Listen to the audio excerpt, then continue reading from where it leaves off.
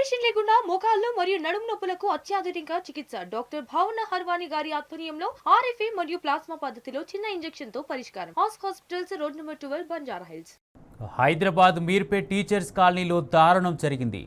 ఇంటి బయట ఆడుకుంటున్న బాలుడిపై 10 వీధి కుక్కలు ఒక్కసారిగా దాడి చేశాయి. ఈ దాడిలో బాలుడికి తీవ్ర గాయాలయ్యాయి. పరిస్థితి విషమించడంతో ఎల్బీ నగర్లోని ఓ ప్రైవేటు ఆసుపత్రికి తరలించి చికిత్స అందజేస్తున్నారు. నగరంలో వీధి కుక్కల బెడద రోజురోజుకు పెరిగిపోతున్న జీహెచ్ఎంసీ అధికారులు పట్టించుకోవడం లేదని స్థానికులు ఆగ్రహం వ్యక్తం చేస్తున్నారు. పిల్లలను బయటకు పంపాలంటే భయపడాల్సి వస్తుందని వాపోతున్నారు. నగరంలో వీధి కుక్కల నియంత్రణకు GHMC sterilisation, anti rabies vaccination చేపడుతున్నామని చెబుతున్నా క్షేత్రస్థాయిలో ఫలితాలు కనిపించడం లేదని ప్రజలు మండిపడుతున్నారు.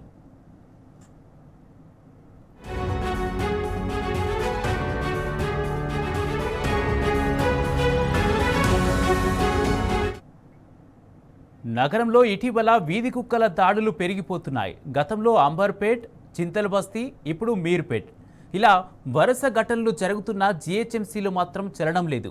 బాలుడి ప్రాణాలతో చెలగాటమాడిన ఈ ఘటనపై ప్రభుత్వం వెంటనే స్పందించి బాధ్యులపై చర్యలు తీసుకోవాలని స్థానికులు డిమాండ్ చేశారు. లేకపోతే పెద్ద ఎత్తున ఆందోళన చేస్తామని హెచ్చరిస్తున్నారు.